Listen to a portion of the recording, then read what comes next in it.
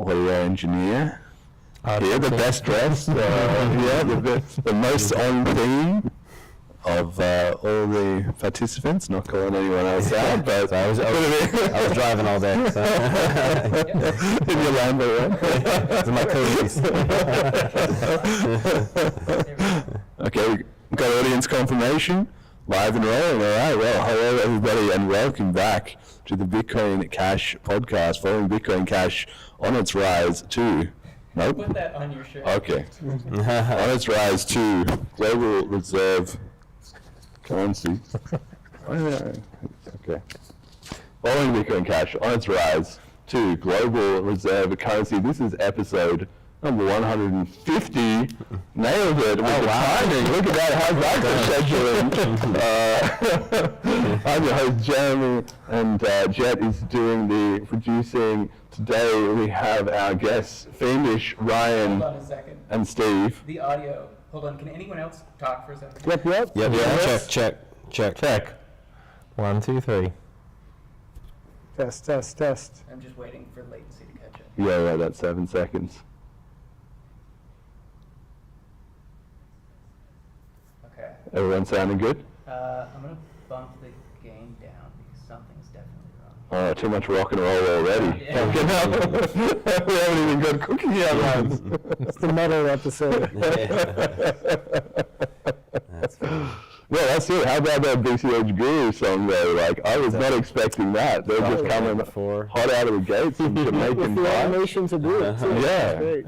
Exactly, you know, and I mean, to me, one of the reasons that I enjoy that kind of stuff so much is that it shows the community is organically getting on the same page. Like, we didn't coordinate that with them, we didn't tell them about that, but there was clearly a non-trivial effort, and they've bought into the Bliss brand, the idea of the upgrade, you know, the Velmas that we did, and they just were rolling. And that is a sign that what you've achieved here is already important. You know, it's a second conference, but it's already created something. You know, they've last year. 1 year ago, yeah. 2024. My God, how time has flown, yeah.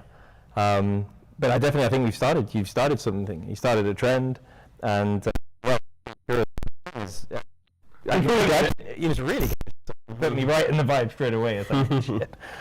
Even Jonathan got bought in, you know. He said his comment was, well, I listened to it, wasn't really my thing. Then I listened to it a few more times, and suddenly I was rolling, suddenly I was loving it. That's you know, so if you can get him on board, you've got to win. You've got to win. Ryan, how does it feel 1 year later?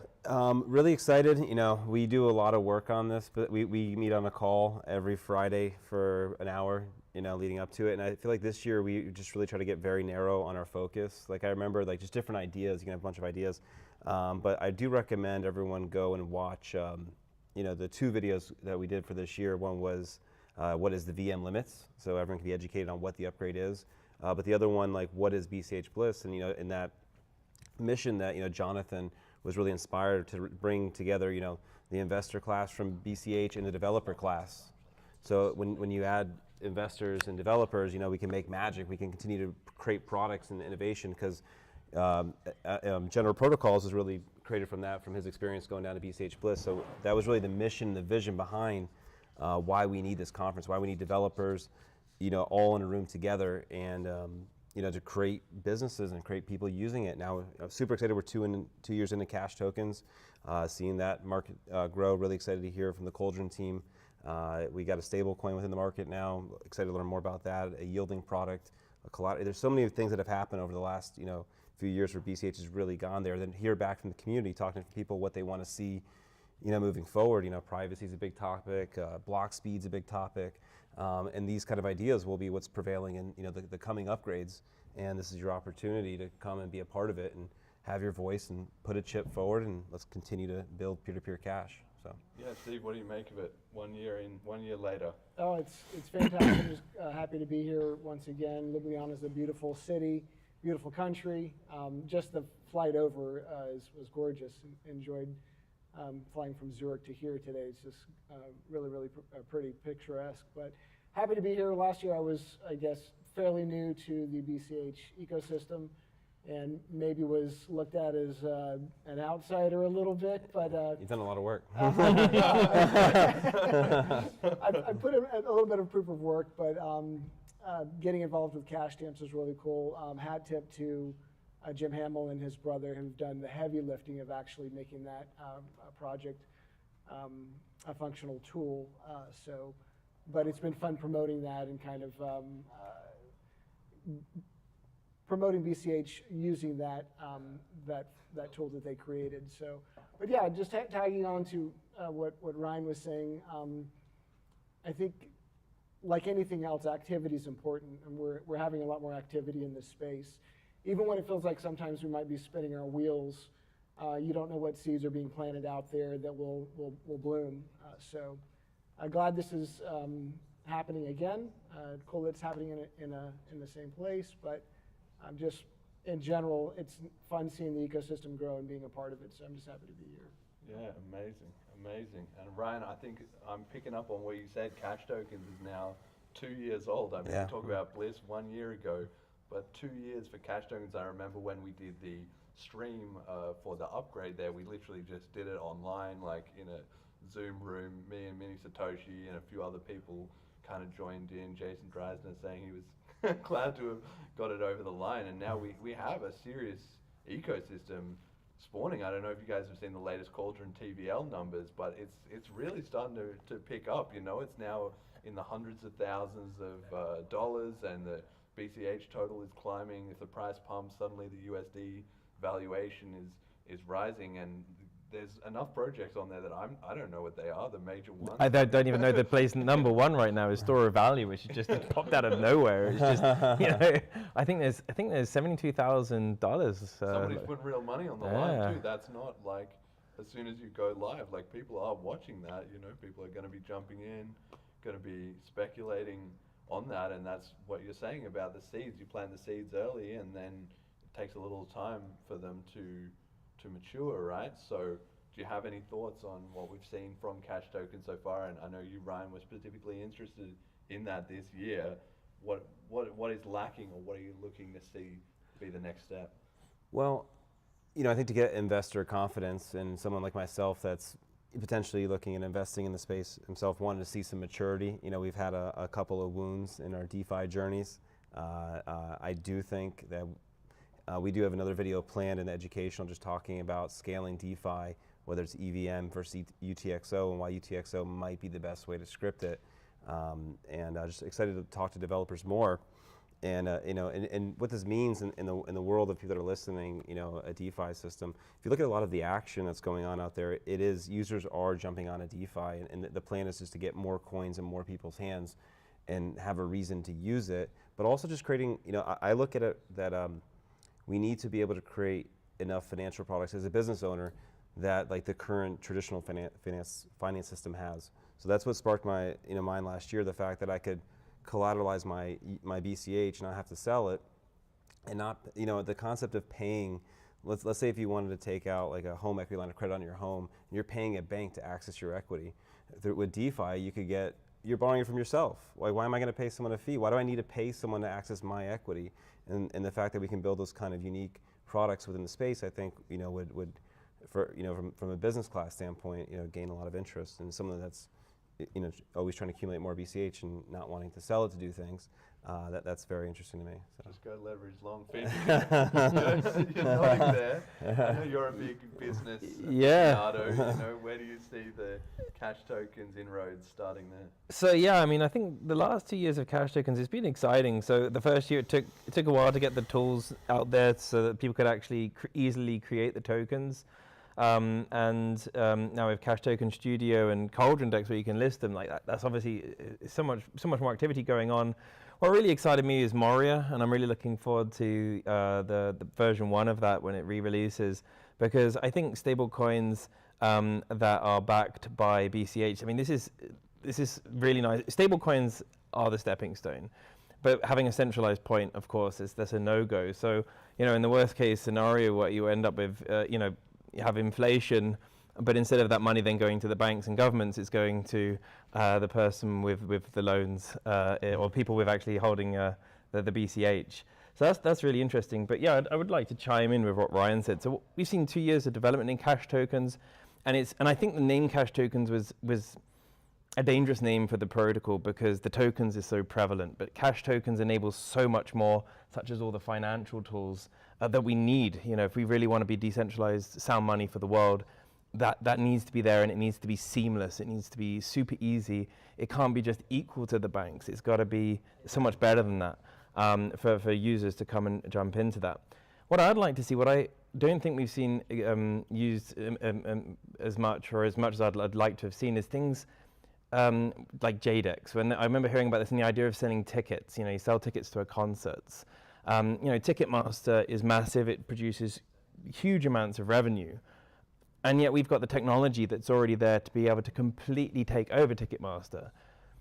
And that's what I'd love to see. So we've got the technology, and we've got an amazing system already, and it just requires the entrepreneurs to meet up with the developers to tap into that, to be able to to create these products, beat what's already there, such as Ticketmaster. And you get to tap into revenues of hundreds of millions, maybe billions globally. And these are possibilities that are enabled with cash tokens. So I'm excited to see where that goes. And I see that forums like this are the perfect melting pot to bring people's ideas and things like that, to be able to take the technology that's there further, but rather than looking at it as the underlying technology and the tools, which of course could be improved to make it easier, but is actually the products and the services built on what we've already got to leverage that and generate very lucrative businesses. So I'm excited to see what happens over the next 2 years. If it carries on in this pace, it's going to be fun. Well, if I can add to that, I see it two ways. Yeah, we need a business class of BCH to go out there and try to integrate with the larger financial system. We absolutely need that. But also, if the regulatory environment's not friendly, what I'm excited for the VM limits is the privacy market. If you're not going to let me in, I'm going to move around. 100%. So I'm really excited that after the upgrade, what the developers can do in regards to tooling to be able to create more. I know electronic cash has been kind of the way to go for BCH privacy, but I think not relying on a centralized server to be able to do that, mix coin join and do those kind of activities. Don't know how or who's going to be the one to lead that, but there's a huge opportunity, obviously, in privacy that BCH needs. Well, Definitely. That's the thing, touching on the upgrade, and like you say, the sort of maybe 3 years ago, or even 2 years ago with the cash tokens upgrade going live, DeFi was the thing that everybody was talking about. That was hype. That was where the money was moving. That's what people were getting involved in. And it feels like now it's kind of privacy has become the buzzword that's on everybody who's seriously in the sort of cypherpunk part of crypto's mind. So that's a area that we need to compete on, and I think that's going to be coming with the new upgrade. Is there a risk that we jump onto that and then in 2 years' time it's AI or it's something else that's not coming with the privacy stuff? Or is it just another building block in the stepping stone of being competitive in the crypto markets? If I could answer that. So for me, privacy is the only way that we can guarantee success. Without when we look at, so if the fork didn't happen and Bitcoin still worked, BTC still worked as originally designed, we'd probably already be where we needed to be with adoption and usage. But where we are today, we have got huge amounts of regulatory pressures and KYC, and they're using, with AI now, doing chain analysis is easier than ever, and it's only going to get easier. And so when when people are using crypto, in most countries you have to register it as if you use it and you make a payment, you have to pay tax on it, even though you're just using it as money. It becomes then impossible to use. And so if you don't have robust privacy that keeps up, and is one step ahead of the authorities, then the idea of creating P2P cash for the world, I would say, has no future. So I think it's critical, and I think the Bitcoin Cash has good privacy today. I do not think it has the privacy that is needed in 2 or 3 or 4 or 5 years. So we absolutely need to move in there. I do not think it's a hype. I do not think it's a buzz. And I think if it's the thing that if BCH was to wait too long on that, I think that it would be impossible for it to move forward without serious regulatory hurdles. Yeah, what do you think, Steve? Are we going to be on the right path here? Is our rate of improvement fast enough? Are we going to catch this hype train, or are we, still lacking a little on the network effect and more dev needed? Well, time will tell. It always does. But in regards to cash tokens specifically, I like that it really bolsters the narrative that we bring to the table of utility, not just from a money aspect, but DeFi and Moria and this guy. There might be some time where you can't buy this guy's time anymore. That's up now. Fiendish token is cheap on Cauldron right now. And I can attest to it. I was doing a workshop in my local market for the Libertarian Party, and I wanted some feedback and expertise from a man who's very good in front of an audience. And so I purchased some Fiend, and I sent it to him, and I got an hour of his time. And it And hopefully it was a good hour. It was a worthwhile investment. I didn't Precious token. funds, so I got my money's worth. And, but the point is it has utility, and it really bolsters our narrative that we talk about with Bitcoin Cash, and that is the utility aspect of it. So, yeah, I'm really excited to see what happens. Big fan of Moria. I try to jump in as the smog of Moria money. On V0, mate, you needed to save it until V1, make a splash. Yeah, I think a lot of the on-chain volume was from me showing up my my collateral when it dipped. We got to make some good memes about that. There's gonna be some fodder for you better be careful what you sell, else I'll make a meme of you liquidating on MUSD. Exactly. But yeah, it's exciting. I like seeing all the projects that are coming out of it, and just logging into BCH Pump and seeing new tokens that are being launched pretty frequently now is really neat. In fact, there may be, for attendees this weekend, might be a new one on there. So right. We'll see what happens. I'm going to need some guidance from somebody, but hopefully launching something here. I mean, I think that tokenized time idea is so powerful. I actually saw, I can't remember now, but there was maybe like a Solana platform that recently launched and was doing some marketing around that same concept, and I thought, well, we've actually already pioneered that on BCH. But it's funny because it's come full circle then, right? Because BCH is copying their Pump Fund thing with BCH Pump, and then now they're probably unknowingly, they're probably Convergent Evolution, they've invented this same idea of tokenized time. So I think that's a beautiful example of BCH being open to absorbing other ideas from the rest of the industry, and maybe that's the same place we're getting stable coins, it's the same place we're getting the privacy stuff, it's the same idea in a certain sense that we got cash tokens and DeFi. Any thoughts on that? How's the BCH community doing in terms of we're absorbing ideas but still saying, staying true to our own mission, our own pathway, our own way of doing things? Because sometimes you have people who come in, I still see it today, not very often, but sometimes people saying, oh, it's P2P cash, why are you doing all this other stuff? If you just did P2P cash, it would work. I don't believe that, but we nevertheless need to pay some attention to staying unique. If you become a little bit of something from everyone, maybe you lose your own identity. I don't know, Ryan, any thoughts? Yeah, we talked about this a little bit, and I feel like, like you said, there could be some maybe crypto fails if we don't get privacy and things like that. I view it as what's the Ron Paul quote? When the idea whose time has come cannot be stopped by anyone. I view it, I look at AI. I feel like 4 or 5 years ago, AI was this thing we heard about, and now we use it in our everyday lives.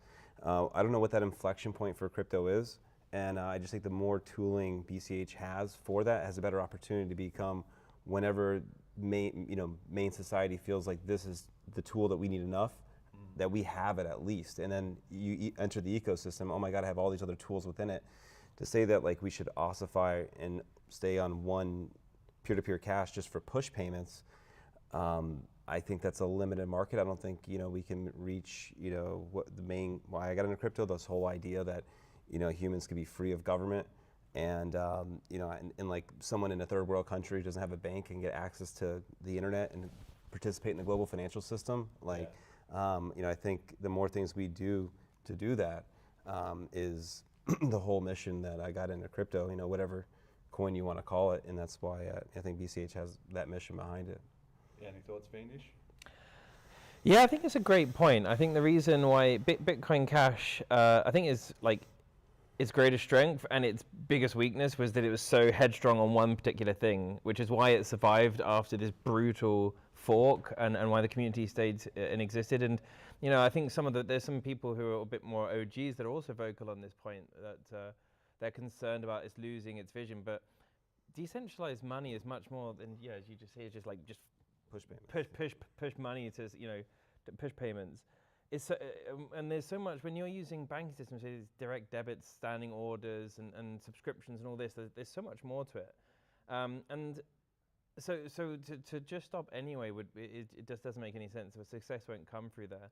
But just echoing what Ryan said is coming back to something I said earlier is that the chance if Bitcoin worked, BTC worked as intended, would already be there. But that ship has sailed and the fork happened. And so the rapid price increase that we're seeing just through restrictive supply, that's not going to happen. Almost all of the BCH and almost all the BTC is already out in the market.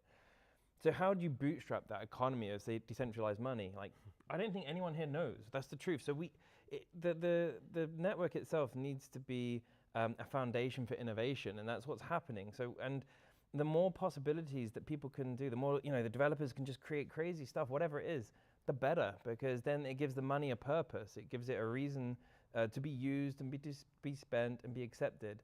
And only then, when you have this bustling ecosystem, will the normie person who doesn't give a damn about crypto be like, okay, so I can actually accept this and I can use it in all these places and things that actually interest me. And that's when you get global adoption. So I think it's really important that we continue the path we're on. But I really think it's important that everyone in BCH remind ourselves, like, what's the reason we're here? It's for decentralized, permissionless money for the world. That's the goal. And how we get there is via all the tech that we're putting into BCH. And I think to add to that, as BCH continues to grow, we've been talking about this a lot, Jeremy, it may be harder to improve it. A consensus may be so difficult to get.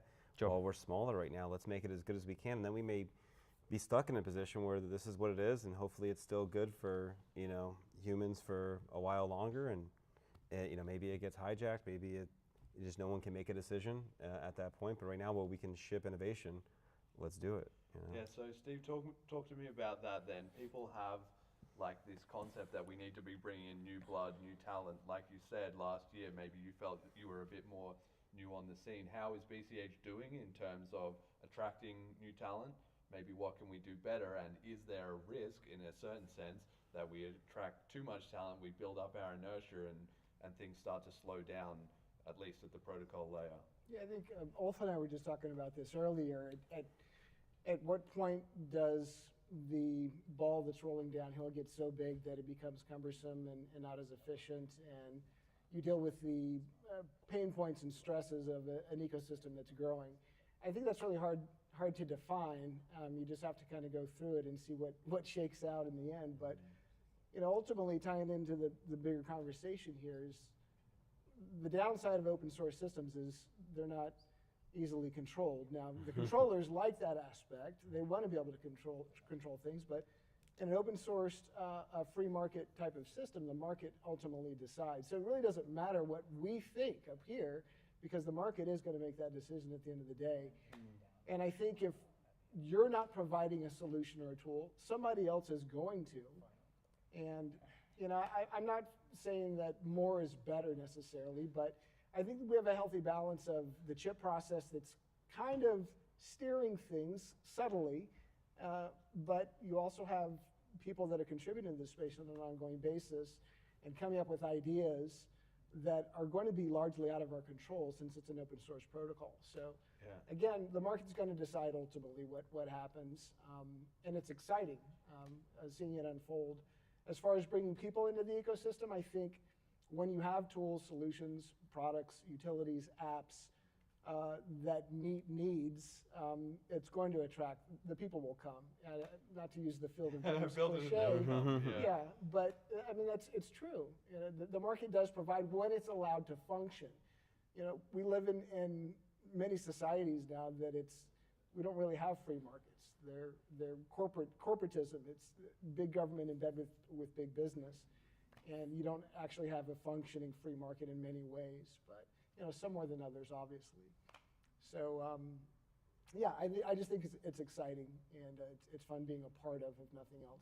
And if I'm having fun being a part of it, other people will also have fun being a part of it. Damn So right. it's Exactly. a self-fulfilling in its own way. Yeah, yeah. So Fiendish, I know on the same topic of bringing talent into the ecosystem, I heard you saying earlier, we've had a massive change in the last 3 years. Yes. In terms of BCH, how hard it was to get any attention on BCH, and then how hard to convert it into something positive, how hard to get a little bit of recognition or Bcash is consideration. trash. I think that was basically the most positive thing you would expect to hear about BCH outside of BCHs. Yeah, and so now, we've turned that ship around to a pretty convincing degree, and those eyeballs are really paying attention Definitely. to us, right? So I don't know, what are we doing right to get that kind of attention, and what can we do to accelerate it? Yeah, it's really simple. BCH isn't a bunch of victims, a bunch of whinging victim whiners, which they were. And I get it, there was the split, and it was really hard. I wasn't around then, so it was really a dark time for the people that were involved. They lost their wonderful coin and the network effect that came with this. But today, BCH is filled with optimism. People are, rather than looking at what's wrong and what's the problem, they're looking at the solutions, and seeing things as challenges to overcome. And so, what you said about having fun, exactly. BCHs are having fun. The energy now is what I experienced in 2012, 13, 14 when I was first introduced to Bitcoin. Yeah. Yes. Yeah, But we well, actually have solutions to Exactly. to promote. And I think, and the seriousness, that seriousness is still there. Like, we all are here. The reason we travel, all around the world to come to these conferences is because we really believe in the vision. So that nothing's changed there. Everyone's still as solid as before. Like, this is critical. But the mentality is, let's have fun. Let's make this work. And and let's work forward. And when something happens, it's negative. It's like, okay, let's move forward. yeah.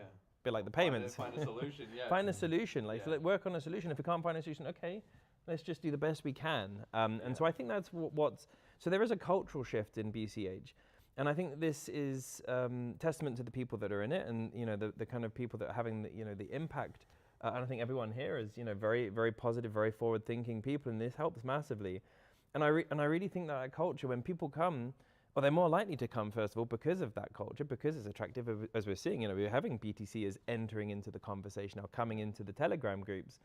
And they're more likely to stick around because, of course, you want to have an important mission, but at the end of the day, we want to have fun too. Yeah. And I think that's BCH, is exactly that. We are on the most important mission of humanity right now, and we're having a wicked time doing it. Yeah.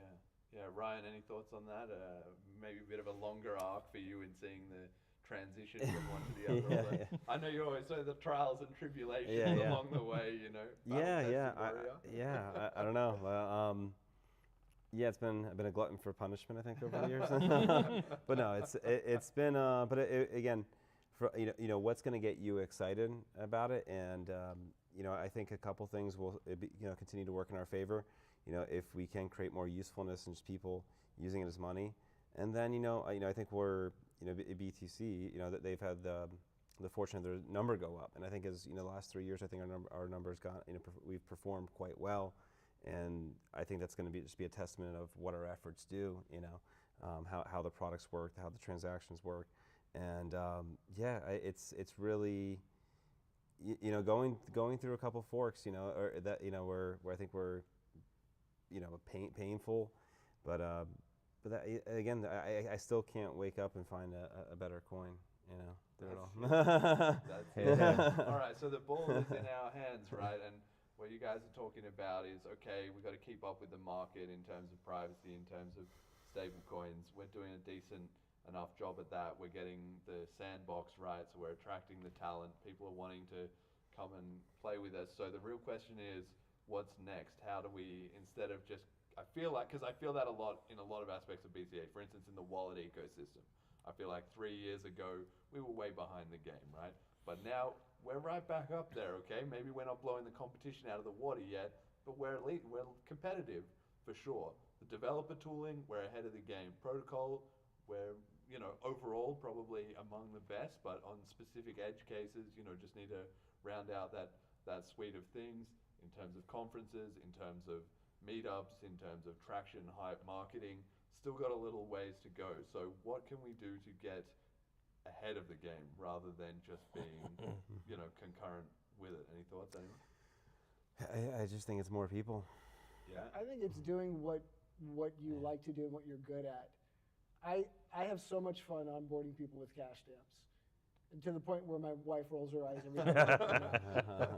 But it's fun and it works. You know, it works if you've got the opportunity there. Take advantage of it. But that's what I like to do. Find out what you like to do in this ecosystem. If you're passionate in this ecosystem, contribute where you can, and that culmination of everybody doing that's going to have a compounding effect over time. So you got to find out what you're good at and do it. Yeah. Finish, any thoughts? Yeah, I share that sentiment. Do what you enjoy doing. Do what's fun. Do what's passionate, because you're going to do more of it, and you're going to inspire everyone around you to do it. What I think with Bitcoin Cash, like today, the thing that will draw in huge numbers of people within the cryptocurrency area already is quite clearly hash rate. Like, there's a lot of BTCers that now are really signaling that, hey, you know, Bitcoin Cash, you've really shown actually you're not just a shit coin, you're something real. But I still won't choose you because the hash rate's too low. So the price has to go up to improve the hash rate. Well, how do you improve the price? And I really think the way that I see this isn't going to be through merchant adoption. I don't see it's going to be, you know, for cash stamps. I think these are all important. The way that I see it is it's going to be through utility. Through, you know, an app, a system, a service that people use. They won't even realize it's Bitcoin Cash, but that service will offer genuine, real value to those users, like, you know, like the Ticketmaster idea or whatever it will be, like something that's using decentralized the network and the underlying token or the underlying coin, and where exactly that comes from, you know. It's going to come from one of the people at this conference. I really believe that, and it's going to come through lots of failures. To be honest, it's like I'll be saying in my point tomorrow is that Jason Dyson, Jason Dreyzehner. No, the Dyson Hoover. He had. Is it Jason? I think it's. He's got 5,000. He had created over 5,000 prototypes. They were all failures to be able to create. The world's first bagless Hoover. And it's like, but if you actually look at all the different, like where the amazement comes, like someone has an idea, but they just try out, they fail, they stick at it. And this is the important thing, they stick at it, but they iterate, and they learn and they iterate. And what's the correct path at the end? Like, you can't predict that. It's organic, but you just have to stay at it and keep failing, keep learning from those mistakes and trying. So yeah, I really see the future explosion is going to be through apps, and services and all the, you know, one of the projects is being developed here. That's going to be the thing that does it. Yeah, I thought you brought up earlier too. It is important, and I'm from the United States, and hopefully there's been whispers of you know, changing, you know, not making all your transactions a taxable event. I think that's going to be huge. Like you've been talking about. You know, I would feel inspired to go, you know, within my ecosystem of businesses, like they're decent sized businesses, but they're, you know, maybe the biggest one's like $100 million that, you know, will do it. But if you want to get, you know, the big guys to start really using it, or get the right polished people to go sell them on why they should, you can't make their life harder, you know. And I think, you know, what we've learned, and the reason that I think there's some positive movement over there, unfortunately, seems to be lobbying. You know, I think Ripple and Cardano have got out their checkbooks and wrote large checks.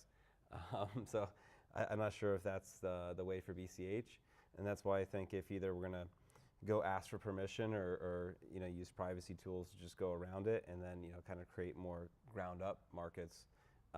One of those two paths is the way, maybe both, you know. Exactly, but this is the important thing. It's decentralized. Yeah. Maybe both, because one group of people or one enterprise can be focused on one aspect, and somewhere on the other side of the world, completely independent, someone can be focusing on the other, and that's what's great about it. Yeah. And that's what you're thinking, going back to the free market and the free market ideas. That's what someone is basically going to throw a dart. Everyone's going to have like, no, that's the wrong way, and someone's going to be like, screw that, and just do their own thing. Yep. And that's going to be the thing that sticks. Yeah. Yeah. So we're trying to find that like geo arbitrage in there to, you know, cook up something in the cauldron. And I think what positive happened to BCH in the last week. I don't know if it's big in Europe, but Venmo added a Yeah, BCH in there, Binance. which Yeah. I That's think great. kind of maybe helped with the price movement in the last week. But little things like that help. Just make sure it's available to people, it's visible to people. And then when they see the green one, then they got to learn what that green one is. And Down the rabbit hole again. right. Yeah, well, that's right. I mean, that's where BCH has always perhaps done a very good job of being sort of organic and grassroots, despite being small and suffering setbacks. It just has such hardcore community basically that it's unstoppable in that aspect. But it hasn't really been able to break out and get into the minds of the sort of the big money players. Obviously, they're usually interested in the bigger coins, but we've seen so much of with the ETFs, even now with nation states a little bit. How does BCH get into that game? Obviously, we're going to have to punch way above our weight, but that's something that's beholden on us regardless. We can't have excuses about that. We just got to find solutions. Yeah, I don't know if that's the best way by being like a stockpile.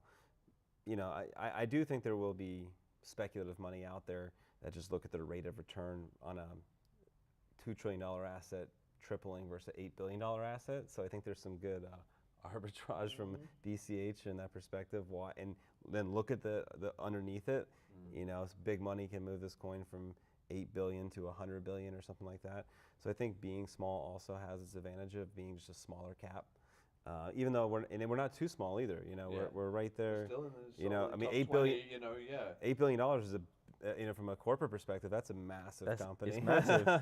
So we're a bunch of cypherpunks in here, moving an $8 billion asset, and if you look at, it's interesting. I saw someone push back, when they show that chart of where BTC is ranked in, global assets. I think it's like number 5 largest asset in the world. Yeah. But I think that someone pointed out that's not a good chart to put it on. They should put it there against money. Yeah.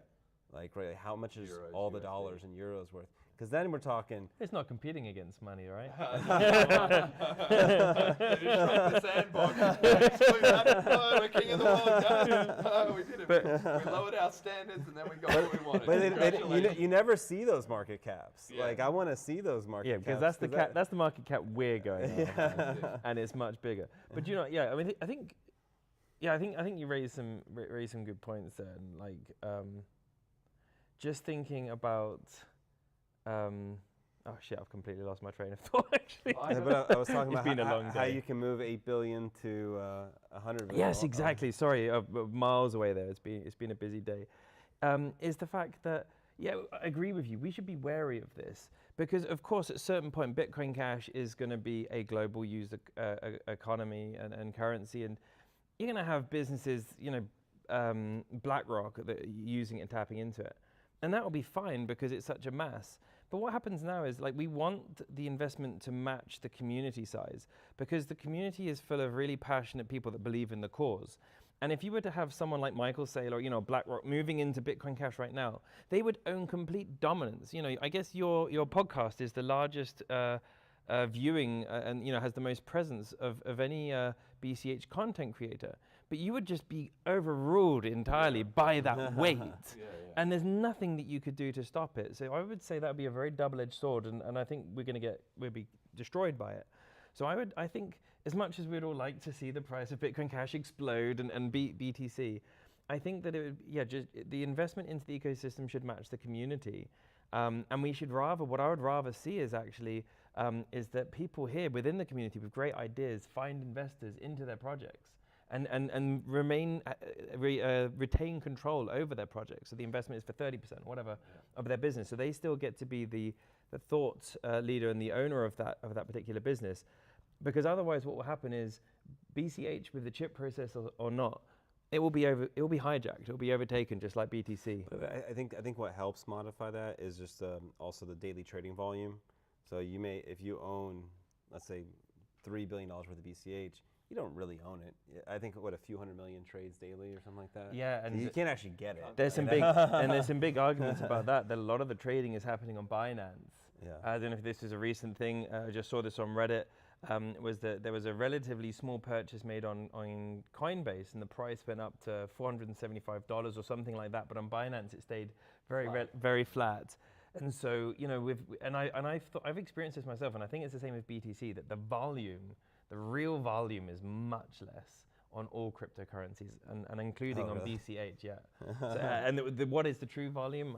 I don't think anyone can tell you. That's Having to bump yeah. up the bank runs, right? Well, that's bank gotta run. bump I wanted up to the bring bank that run. up. Well, literally just coming to that, is we're going to be doing, it'll be our 6th bank run on the 15th. So shout out everyone, prep your Upgrade exchange day. deposits, and We'll have to everyone do it together. well, that was the thing. Maybe we can coordinate it like live on stream. I always feel like there's people in different time zones. It's best. We love Binance, by the way, and we want to buy our Bitcoin Cash always from Binance. And then when we buy it, because we believe in non-custodial, we want to download every Bitcoin Cash into our non-custodial wallet. So for everyone listening, buy your Bitcoin Cash on Binance and withdraw. But we've seen serious traction there. Like I was expecting this to be an idea that I would slowly have to grow. And maybe in a year or in 18 months it was starting to take hold. But the community jumped on it right away. People have really enjoyed it. By the first 2 times we saw the price spike in response the day after. Interestingly, Yes. once the money moves around, it doesn't spike on the day; it's the day after. The third one, Poloniex, had an issue with their withdrawals. The 4th one, Kraken, had an issue with their withdrawals, and then the 5th one, in the aftermath, we've seen this $100 spike on Coinbase and Binance being unable to match it. So And 12% interest. If you deposit your Bitcoin Cash on Binance, they're offering right now 12% return Wow. annual. And when Get you compare robbed that for to only 12%. exactly, and it's the important thing. Don't do it. But whereas BTC, you earn like 1% or less. So you can see like why would they be paying so much percent? 12 times more than BTC. It's because they don't have the BCH. It's like quite clearly that's the only reason they're lending it all out. Now, I gotta say, and we have, in my eyes, a legend here at this conference, Peter Dreyzehner. Everyone went over, shook his hand when he was here earlier. He stepped out now. He's going to be speaking tomorrow, so everyone make sure Peter's, for me, a very important person in Bitcoin history. But it's really cool to see people come back. And I don't mean necessarily come back from like BTC per se, but like the Brian Armstrongs, the CZs. These people were here for the mission that we're here for too at one point too, and I wonder what makes them fray away. And I think there's Think of Mr. Krabs right now. money.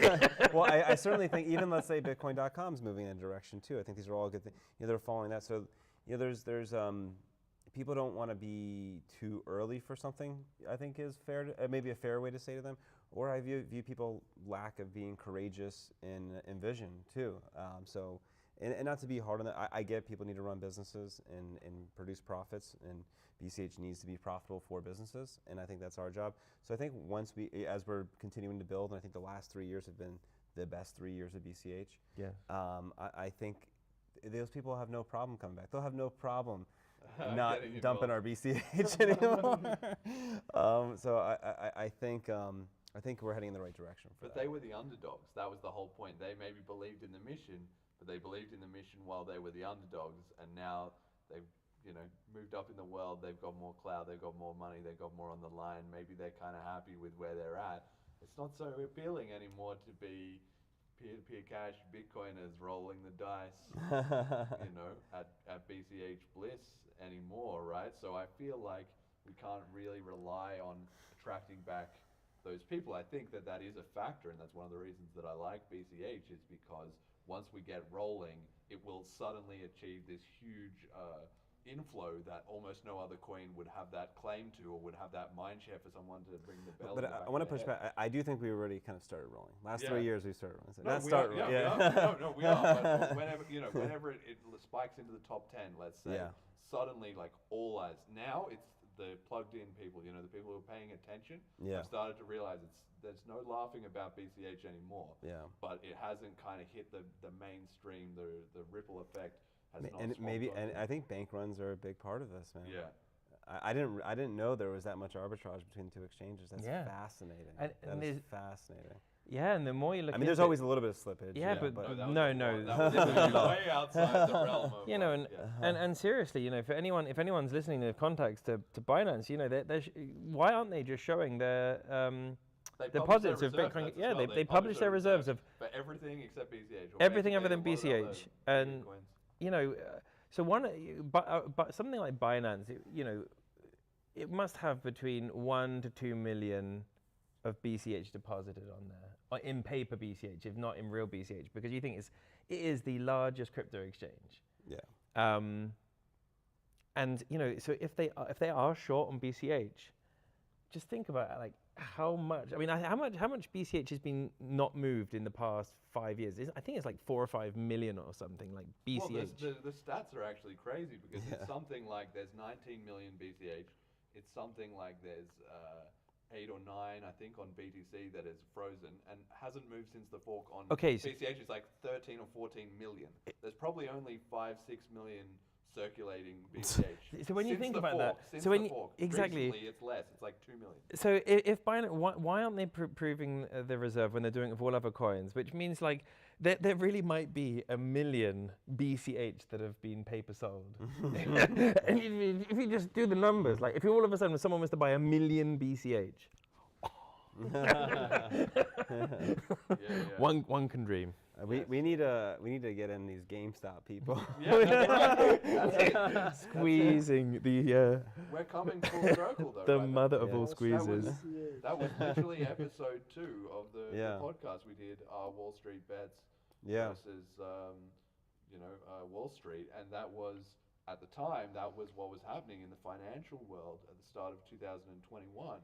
So we're now 4.5 years later, and that wasn't kind of quite replicated.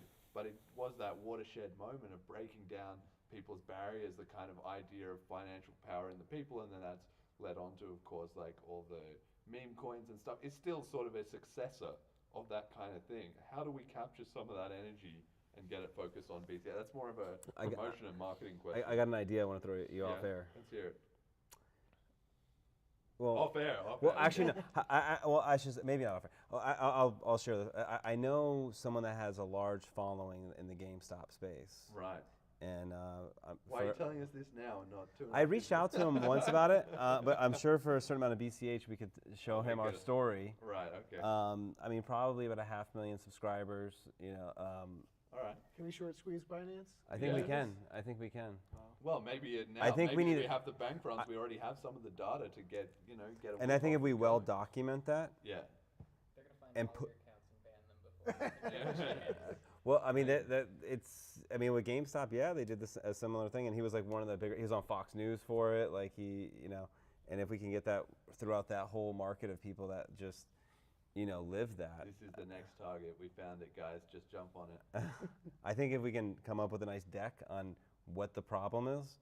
Yeah. And what With the evidence I don't want to say who it is on air. Yeah. But I want to. But there and there's maybe, and I'm saying this person we started our YouTube channel at the same time, and he has a lot more subscribers than me. Right, but but he pumping GameStop, he got very large.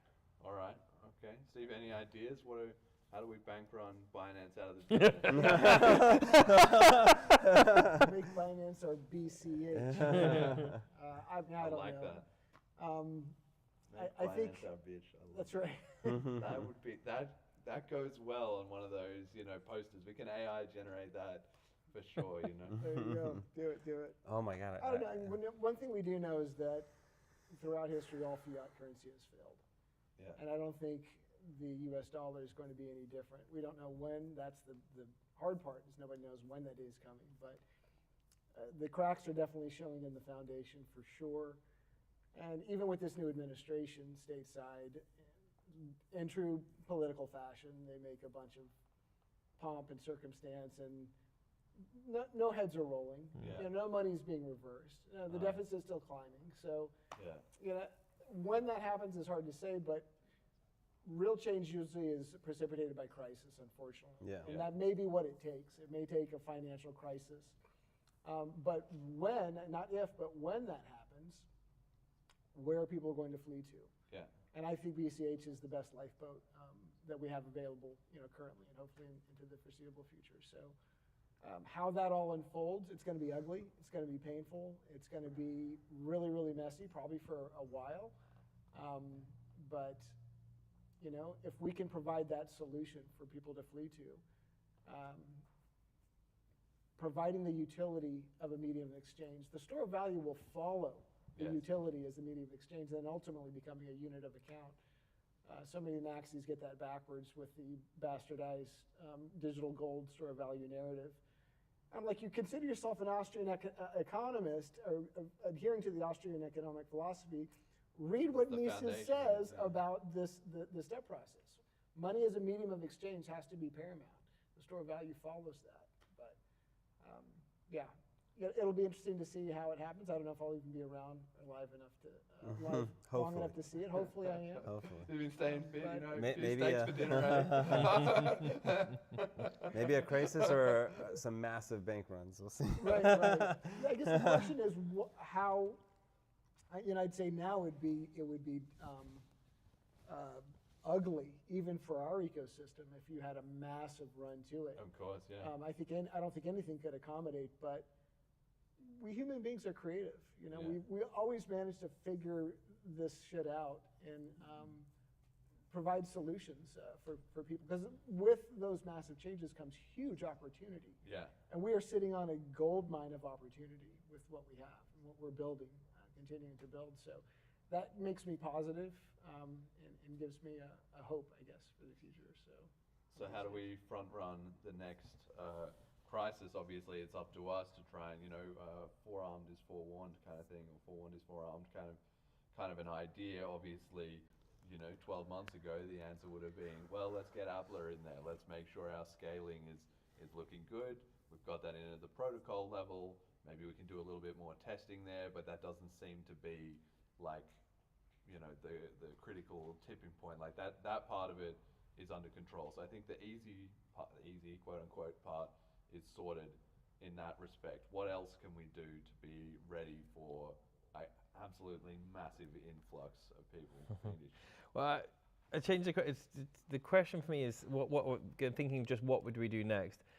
When thinking about the cracks are showing, and the governments around the world are really doing a lot to remove all privacy with financial transactions, and they're really clamping down on cryptocurrency. And even under Trump's America, for me, what I'm seeing is that it's all progressing just like it was. It's just under a different umbrella. Yeah, so there's no CBDCs. We're just going to call it something different. Yeah. But So and so the cracks are there, and I believe that absolutely, BCH is the best lifeboat today by far.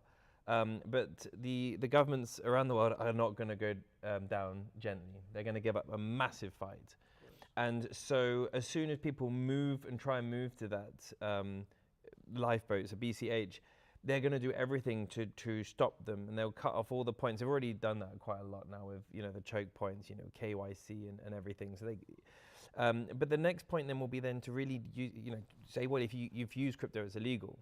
And so chain analysis will become a big part of preventing crypto use and preventing us to use this lifeboat.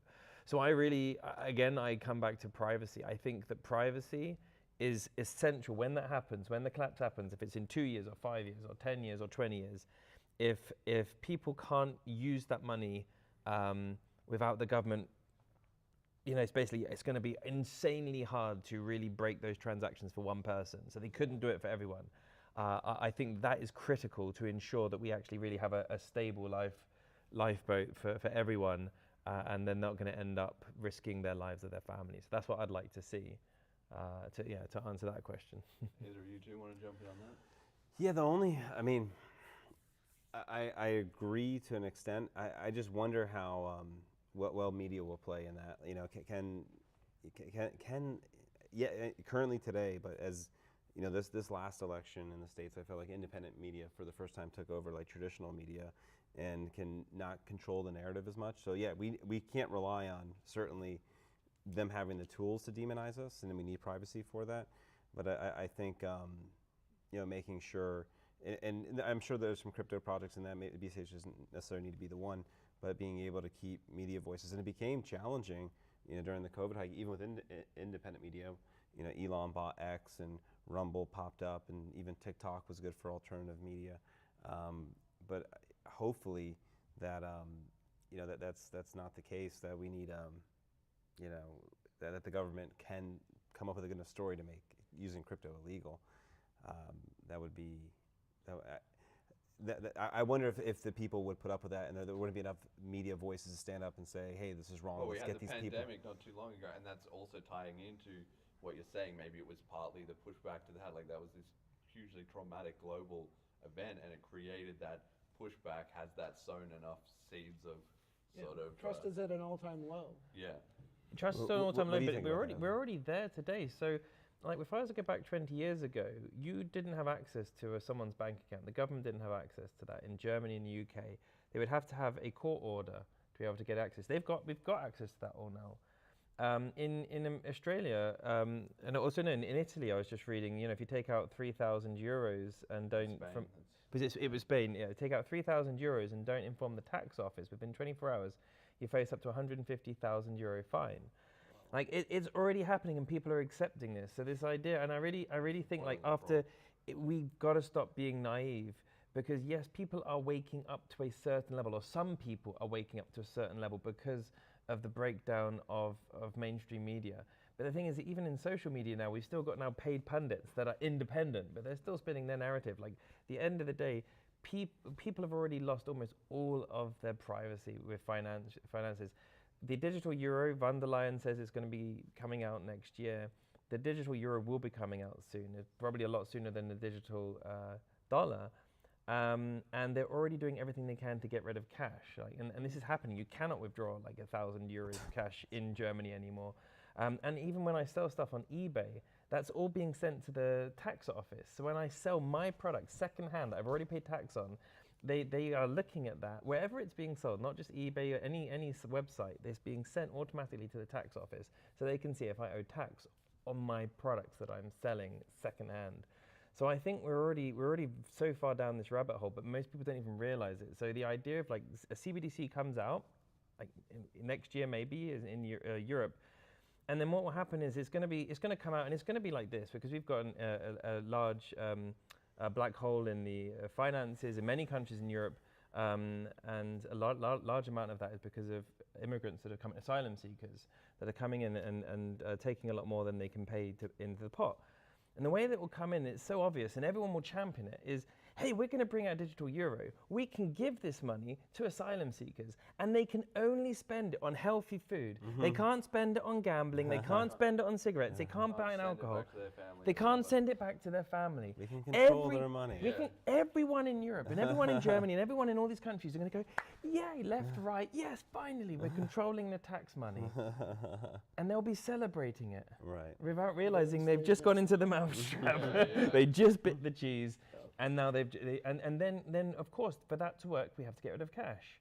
Yay, fantastic. And we've been priming ourselves worldwide for this for decades now. I mean, I rarely have cash in my wallet. I like to have a little bit for emergencies, but in the States, we are by and large a cashless society. You're swiping a debit or tapping a debit or credit card with every transaction. Even I own a restaurant, like 2% of sales is cash these days, and that used to be a cash business. So we're already pretty far down there. So I really think the next step, I could really imagine in 2 or 3 years the government completely bans cash, and absolutely no one is going to fight about it. No one. Just us. But I mean, we're not even fighting that in terms of we're not going to be able to protest any of that. We're just trying to offer an alternative. Exactly. Which I think is a more productive way to do it, because you do see some of those people online. They've started following my account. I sort of broke into a little bit in that sphere of things, and they're saying, oh, resist, fight back, preserve cash, use cash, or whatever. But that's just a losing strategy. And I think to get to Steve's point, and saying, let's say media is not enough, and not enough people will move, that it'll probably take a crisis. People will acquiesce enough as their life is okay. They can put enough food on their kids' table. They can be just poor enough. Just poor enough that I like the analogy. A lot of people say the masses are sheep, but I argue they are very comfortable wolves. Yes, that's good. As the saying goes, there's 9 meals to anarchy. You go without 9 meals, and the dynamic changes very, very quickly. Wow. Yeah, 72 hours. That's fascinating. Yeah. Well, that's right. I mean, recently in Spain and let's get this crisis going. But to be honest, you say that, but I think it would be better, because what I think is also, I know the boiling the frog analogy is not based on fact, but it is a great analogy nevertheless, because it's true. If we were to go back 50 years, not even 50 years, 20, 25 years. Banning cash was a conspiracy If we were to go theory. back 25 years and we were to show society where we're at today with how we have no privacy anymore with our finances, they would say this is tyranny. They would, and I know this for a fact in Germany, like this is even just 5 years ago, like it's changed so much. This is tyranny, this is terrible. They would have revolted. If we just did this one jump from then to now, people would have been on the streets and there would have been revolution. But they just keep on chipping away and chipping away. And I do think, I like that analogy, comfortable wolves. I think that's correct, but the problem is the wolves, they'll continuously get used to their situation up until you're in full-blown totalitarianism. Yeah, but nothing's like, I haven't experienced anything negative, so you have got no freedom. What's that? So Well, the wolf, yeah. you're taking away So, the teeth. so I wonder if it's general human nature or are overlords like just as smart? Like, like it's got to like be some kind of like way that I just don't view them as that smart, but somehow we play to their hand. I attribute it to the diffusion of responsibility, not only from a national perspective, but society and the human race in general. We've outsourced everything, including our personal responsibility. Yeah. We kicked you guys out of our country over 2% tax on tea. I know. Think about that. And That's how my point. far we've fallen since. Yeah, but if that's my point. Imagine if you were to go back that far and show basically, okay, you fought the British over a few percent in tax on your tea, so that you could live in a country where you, how many months of your year are you paying in tax? Like, it's insane. Yeah, it's mad. America's not. Everyone still thinks America's low tax. Like, no, it's really very high not. tax. It's very high. Okay, it's not as high as most European countries, but most European countries are insane. It's There's a lot of indirect Yeah. tax in the US. And how much people expect it. I was in Croatia yesterday on a little boat tour, and I met this guy from France, and I was just explaining I'm an American, and he had his thoughts on Trump, and I'm not saying like I'm a big Trump guy, but he does not like Trump at all. That's his perspective from his French perspective, and I was like, what upsets you the most that he's doing? And it's that the United States does not want to pay for Germany's military anymore. I'm like, I was like, I gotta understand. We run a $2 trillion. We run a $2 trillion deficit. Like, we can't afford to pay for their military. And also, why would a French person care about that? He just thinks he thinks like the United States is like this, like this beacon of freedom, and they're taking care of things, and he's like. And he should have done it. If he wants to do it, he should do it in a slow way. I'm like, there's no good way. Like the people are going broke. Like the average American who's struggling to get by does not like the fact that we're subsidizing a foreign country. So anyways, it just falling back to like the, what people find is acceptable or get upset if they're not getting these needs taken care of. Everybody has a pain point. Yeah. Well, it's that Maslow's hierarchy of needs, right? Where in a world now where the actual standard of living relative to history is obviously the highest it's ever been. The poorest people can still, in general, get easy access to food, and in fact, maybe more calories than they really should be having. It's not good for them, but they can get it, and it's cheap, and even if they're not making money, so even if the relative standard of wealth is not rising with technology, it's still above sort of the baseline human needs of, survival and shelter and clean water, right? That stuff is still going to be universal. So will it take a crisis big enough to put a substantial amount of the population who are already maybe just above that threshold, but them and a few more below that threshold before you get that kind of kicking into gear? Like, is that what it's going to take? Yeah. It's really hard to say with something as fundamental as money changing for, let's say, BCH to be that lifeboat, right? Like, is that what we're doing here? Are we creating humanity's lifeboat, or are we creating something that humanity will adopt quicker?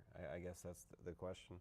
You're seeing a change. I know, at least in the States, you're seeing a lot of people becoming more self-reliant, growing their own food, simply having chickens for a protein and egg source.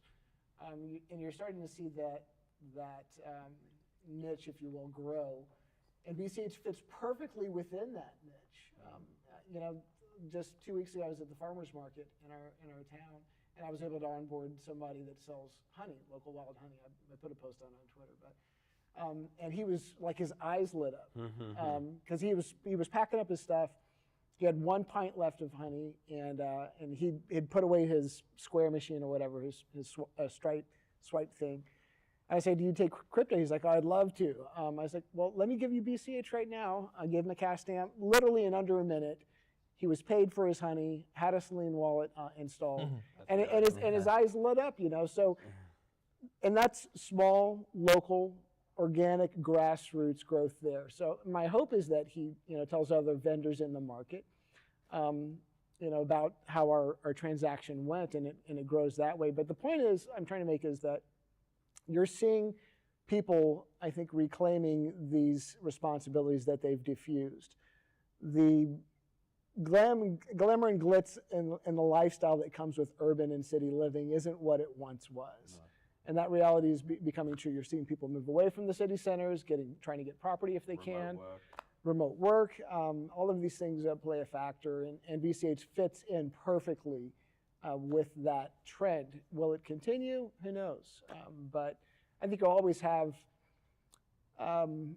dense urban population areas that aren't going to buy that philosophy, but at least you're seeing a bit of a shift in that regard. And you can look no further than social media. I mean, homesteading is huge in the United States right now. You can, even if you don't want to do it yourself, you can buy into a community that already has their local markets and what have you. So, I guess it's targeting those different niches and communities with something that works well as a medium of exchange that could help growth as well. So, yeah, I don't know. The realist in me says it's going to take an absolute fallout and crisis before we get real change. But in true government fashion, they create the problem and then they swoop in as the messiah with the solution, and that's what we have to try to subvert. And I think that simply comes with education. That's really where I want my focus to be going forward. Is educating people. Because most people, when you say crypto, I think everybody knows what Bitcoin is nowadays. Even my mother, almost 80 years old, knows it. She's heard the term, but they have such a skewed and bastardized narrative and version of it that the only way to counter that is with educating them on the true intended purpose of Bitcoin, which is a peer-to-peer electronic cash system. So that's where I want to focus my efforts in actually educating people, whether it's seminars. Of course, we're all doing our part in this regard, and you are one of the biggest loudspeakers for the community with the channel. I'm here because of your channel. So, and if I could add a little bit too, where I think the early days of Bitcoin worked really well in terms of just organic growth was, like investors coming in, buying the coin, and then investing in businesses around it and seeing the price go up, and then the price would go up, and then they had more money to reinvest back in. I think that, I believe the last 3 years is starting to create that ecosystem. You're able to run your businesses with that. General Protocols and all the other people here today is that the money comes into the ecosystem, improves it, number goes up. People that invested get their money back that way. We all get richer inside of it. We can all start chipping in. We can host conferences. We can do these things. So I think that's critically important, and that was something that we lacked, with the chain splits, of able to get that kind of compounding return. And that was like the heyday of BTC. That was just growing so much, and the money could get reinvested back in. But there's nothing really to invest back into in the ecosystem. So I think as long as we stay healthy and unified as a community, that kind of cycle and investors that are investing into the businesses that are here today to see developers' projects will create that organic growth, and that's the whole mission of Bliss. Yeah. That was the whole idea, and we really got focused. Remember that one day we sat there? I was we didn't finish that session, by the way. We got to go back to vision work. Yeah, because we were debating like different like what we wanted to accomplish here. And Jonathan and Jeremy would sometimes go in a different direction. I was like, let's Ryan's trying to mediate. And I was like, what is our why? Why do we exist? Why should anyone come to Bliss? And that we made that video that really, I think, sounded it. Yeah.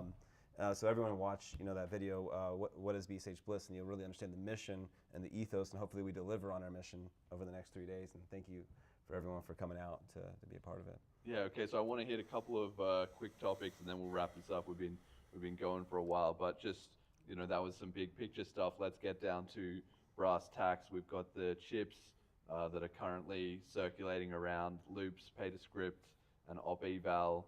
Any thoughts on any of those from what you guys know of it, or maybe things you're hoping to get clarified or discussed in conversations here at Bliss? Yeah, I mean, for me, Loops is, from the developers I've spoken to, it seems to be the one that is really missing from the scripts the returns that we can use. It simplifies coding, makes it much easier for developers to get in. So that makes sense. It'll be interesting to listen to a bit more for the other two, because I've heard a lot more discontention, like a lot more questions with the challenges that is be created by it. It's something that Jonathan has said recently. Is just like, we've made a lot of changes recently over the last few years. We've been very active in BCH, and we've added a lot to it. And of course, it was scrutinized very well, but we've added a lot. And so when there's this sort of contention from developers I have a lot of respect for, about the unknown impacts that this can have, and really what's the value today for this, that puts a lot of question marks to me, because I do think we want to see we want to create the best chain possible as soon as possible, for the reason being that once there's that critical mass there, it's going to be very difficult to make those changes in the chain, like you're seeing with BTC. That happen with any chain of a sufficient size. But at the same time, if we get anything wrong, then if we lose trust, then we lose the game. So we have to money has to be the focus, and that money, whatever we do, whatever we add to BCH, the money aspect of it has to be trustworthy and can never fail. So yeah, looking forward to listening to it, and what people have to think about it. Ryan, any takes before we? Yeah, I mean, I really, they're all developer focused. I'd have to hear more and see more. And are they all running? We've got there's BCHN has an implementation of all of them. The chips don't have. I'll just say that I like. It's even fascinating this year that we were like, we might not even have an upgrade. So it's really cool to see the ecosystem existing and even debating. We're getting ahead of next year, and there's again, some we're not going to talk about now. Maybe we'll talk about it the next few days. But I think the block speed is a that was going to be my next question. Yeah, so we'll wait for that. But I just like the ideas coming together. We're so much ahead of last year already at this point. The fact that we have 3 chip proposals. When we sat down 8 months ago, we're like, we'll throw an event, even though it may not be an upgrade. Yeah. And next year we're walking into what sounds like a handful of opportunities, and I think they should all go under good scrutiny. And I think the chip process itself is healthy, and I don't know enough to say I'm ready to endorse anyone at this point. Steve, a take on any of these? I'm going to echo Ryan's sentiments here. We all stand on the shoulders of giants in one way or another. And the technical side of thing is just simply above my pay grade. I listened to episodes with Jason, and Fiendus had one with Noel. I listened to the one with Noel twice, trying to. I still will like a third time. Right. What's going on? Exactly. Trying to, by osmosis, if nothing else, obtain some of the information. And I am picking up. Yeah. I'm learning a little bit, but I'm almost 50. I'm not going to start coding now in my life, But I do want to know enough about it to make as an educated decision on these things as possible. But just to echo Ryan's point again about the chip process, it's not perfect, and any open source type of platform is going to have push and pull and the struggle there.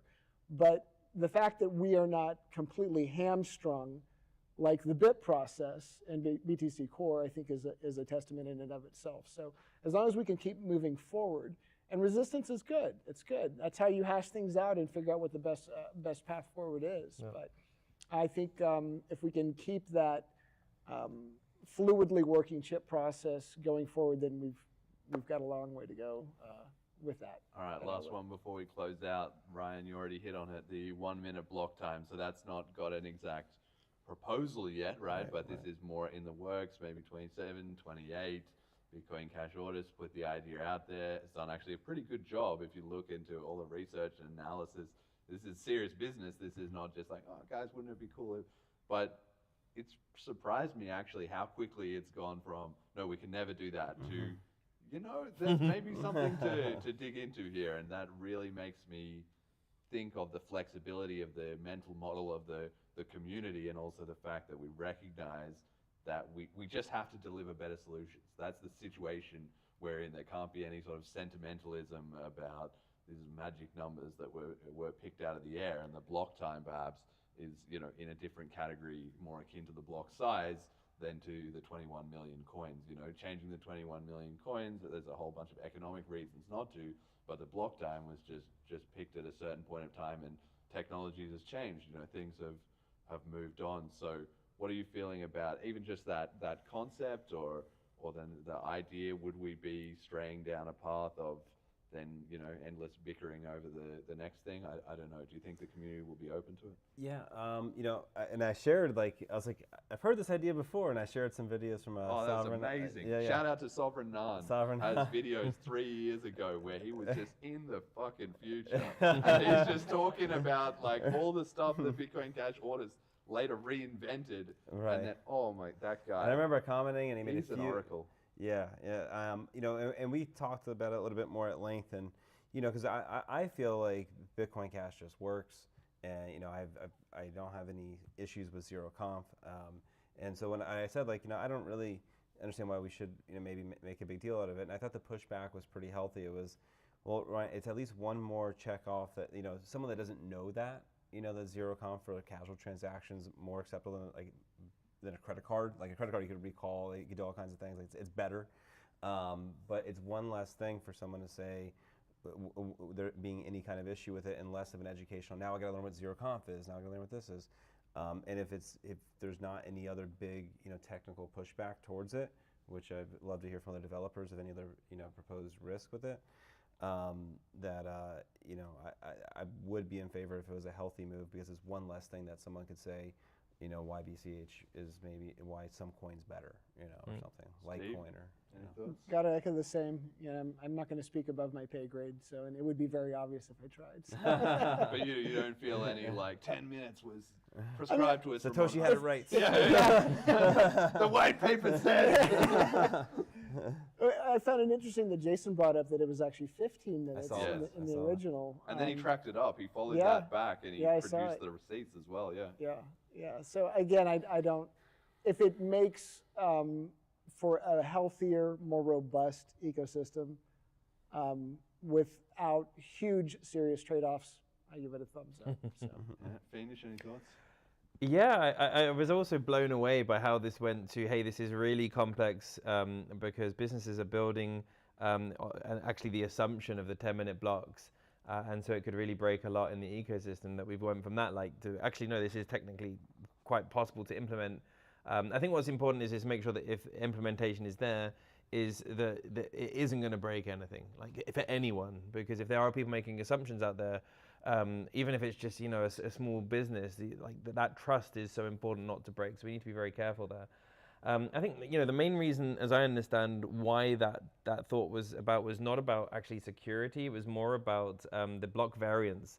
I can't remember the stats, but it's basically, so the average time is 10 minutes. But of course, then wait is 17 minutes. The average wait is, yeah, so because you will have lots being 2 minutes or 3 minutes. Okay, well then how do you get an average of 10? Because you have some that are like half an hour or 40 minutes. And so actually by having the block done every minute, it will reduce that block variance. You know, if you have 10 blocks, so that it will happen within a much more regularly predictable time, which absolutely will make life easy when using things like exchanges or anything, when you have, you know, or if you, or 7 confirmation. Exactly, and of course now they'll time, you know, times 10 the number of confirmations needed, but it's, They might or they might not. But you need to get that first one to get on the board, and then you just like, okay, exactly. now it's just rolling down. But at least then, rather than waiting, you know, it might be for several hours or it might be for, you know, an hour. It would be a much more predictable time that you have to wait. So I think that's really good. And from, of course, the more blocks, I think, from what I understand, if you had 10 blocks, then even at the same hash, the security would be slightly higher anyway. Yes, it's harder to reorg. It's harder to reorg. And I do think, you know, what I think is, like, what are the real gains, you know, using zero conf? You're not going to wait a minute to pay for your groceries. still not, yeah, So it doesn't help that aspect. So zero conf has to work, which leads me on to a little bit, because for me a topic that's sort of linked to that in the zero conf thing is the idea of, is it ZK? What is where you're using proof? CC's the zero conf escrows. Exactly. This is something that this topic, like, has more question marks for me, because I think, as like yourself, like zero conf for me is fantastic. I trust that more than Visa or MasterCard, reversing a transaction on credit card is so easy, whereas ZeroConf is much harder. So I see like anything that diminishes ZeroConf is a danger, and we should scrutinize that very carefully. Not saying that it's wrong, because I definitely wouldn't say that, but ZeroConf does work, and I think we should encourage more rather that when it comes to security, that when under a certain amounts relative to the price of Bitcoin Cash, that actually ZeroConf is perfectly safe, which I think is a wallet issue, which I think is a UI issue, and some sort of visual feedback based on the amount maybe. Yes. So that's Well, my in thoughts on Salim, we always just accept the payment, and I think we have an open ticket to add a flag or a warning if it's over some certain amount. We haven't even implemented it yet. We've never had a single person have a problem with it yet. So it just does work. We're really talking about the edge cases. Yeah. Exactly, there, it's more of a theoretical problem there, rather than one that we really see in the ZeroConf's wild. always been And theoretical. everybody kind of talks about that, but then you say, like, when have you ever had a problem with this? And even people who are theorizing online, well, I can submit that, and it's like, just do it then and show us like one case. Do it and nobody ever fucking start does. robbing money, Yeah. because you can, if it's that easy, then you can become quite rich. Just hands up, quit your Twitter warfare and make a few million from stealing all our cash and then get back to us, guys. Kind of calling them out. All right, so we'll wrap it up here then. Just a final message or sign off. Anything you have to say while you guys have got the mic and you're on the live stream. Steve, I want to start with you going to. So you can't piggyback off Ryan again. That's right. You got to be careful with using that card. Final thoughts on Bliss, what you're hoping to get out of it, and how you found it so far. I don't know. Sure. Bliss is great. Glad to see. I think ticket sales are up a little bit this year. Yeah, we last year, slightly so outperformed last year. That's I good. think attendance will be up even higher. Yeah, growth is good. So and if you get a chance, check out Ljubljana. It's a beautiful place. I guess in closing, I'll say this same thing I've said since I found Bitcoin, is that you don't hate fiat enough. At the end of the day, the separation of money and state is the crisis of our time, not only from a zeitgeist perspective, but from a literal perspective. You have to work more just to maintain your current lifestyle as they debase and inflate the currency. So Bitcoin Cash fixes that. So that's all I'll say in closing. Right. Awesome, great message. Just for everyone that's here, that's going to be here, everyone that watches, just like so much gratitude.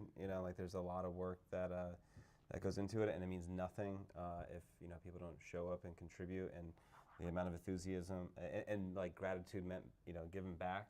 It means the world, and for the same reason Steve mentioned, that it's why I'm so passionate about it. And this is where the real work gets done.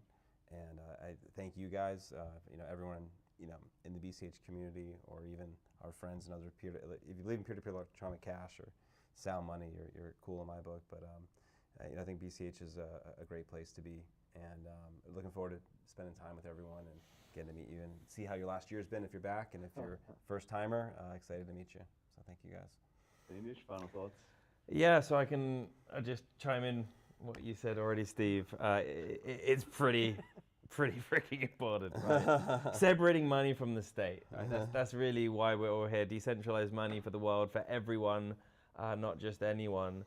And I'm so glad for Bliss, and thank you for organizing, and for Jonathan, if you're listening at any point, because it's really important. We have to be successful. The size of the network is so important for money, and it needs to grow for success, and that's what Bliss is about. It's about getting all these amazing ideas from our great developers here, to build teams, to build businesses, to pair entrepreneurs and investment with developers with great ideas, bring it all together to create actual profitable businesses that generate real and create real usage of Bitcoin Cash, and help its use as money for the ultimate cause of separating money from state and removing fiat from our lives once and for all time.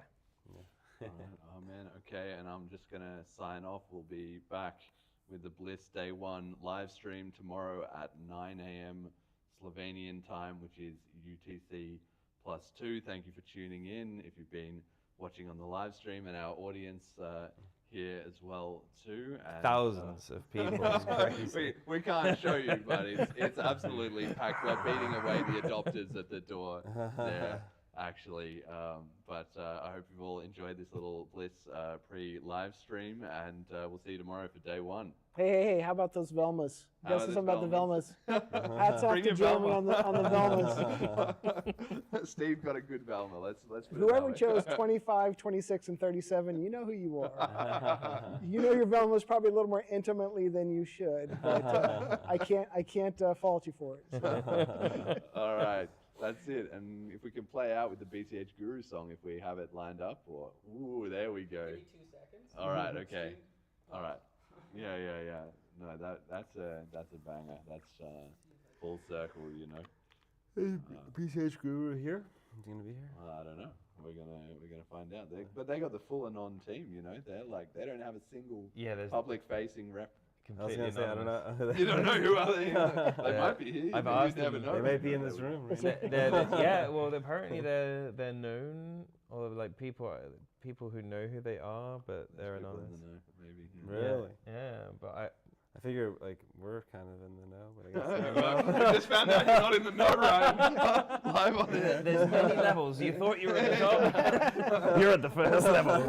You don't need to know. they've been around for a while. Yeah, Yeah. well, I was thinking, you know, when we look at the cash tokens like live stream, like they were coming up with, we're going to launch stuff on cash tokens and whatever. Like that was more than 2 years ago when they were announcing. They did that initial video. We did it on the podcast and everything like that. And I was just thinking that they've delivered. I mean, They've really they're delivered. still here. They're still plugging away. They shipped their dividends the other day. I got my. And they might be in the payout. audience here, for all we know. Like, one of the many, BCH Gurus, you're awesome. Thank you for your Yes. awesome work, your awesome site, and this Yeah, banging they'll energy. be- I'm sure they'll be watching. And that's what I love crypto. Like, I'll meet a lot of people over the next few days, and you won't. Yeah. That's why you get the non-KYC. All right, let's go. Now hear this. Hear me now, massive and true. This is the voice of BCH Guru coming at you. Motivation for the youth. Lies them a tell, big fire them a burn. Discouraging the youths when them try them best to learn. Them smiling at your face but conspire when you turn. Prefer we consume and only buy, never earn. But now we know the truth of the point of no return. We manifest the prophecy in each and every word. Inspiring peace, love and joy across the world. Flying free like a bird. We giving them straight bliss. We forever strong, never break this. Tell the DJ must be play this. Champion in Bitcoin, it's called the BCH. We giving them straight bliss. Original, you could never fake this. Number one song in your playlist. Pull your pocket up with Bitcoin, them call it BCH. Bliss. Yeah, man. Everything up and running. Going forward. Not looking back. Not taking no discouragement. Proper propaganda, all them want for us to see. Misguide and disguise to cover up them poverty. Defy all the pressure coming from the policy. We find our freedom in another currency. Them try to force them authority. Clothing hypocrisy. Number them are small but control the majority. Hear the war a cry, time for peace and harmony. It's our gift to bring to earth. Giving them straight bliss. We forever strong, never break this. Tell the DJ must be play this. Champion in Bitcoin, it's called the BCH. We giving them straight bliss. Original, you could never fake this.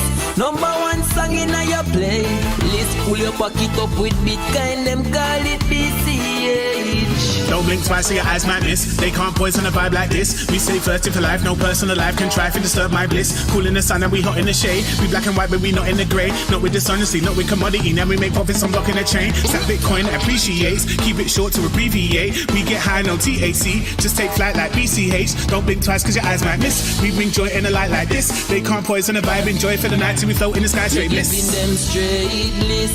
We forever strong, never break this. Tell the DJ must be play this. Champion in Bitcoin, it's called the BCH. We giving them straight bliss. Original, you could never fake this. Number one song in your playlist. Pull your pocket up with Bitcoin, them call it BCA. We giving them straight bliss. We forever strong, never break this. Tell the DJ must be play this. Champion in Bitcoin, it called the BCH. We giving them straight bliss. Original, you could never fake this. Number one song in your playlist. Pull your pocket up with Bitcoin, them call it BCH. We giving them straight bliss. And so we deal with it. Straight.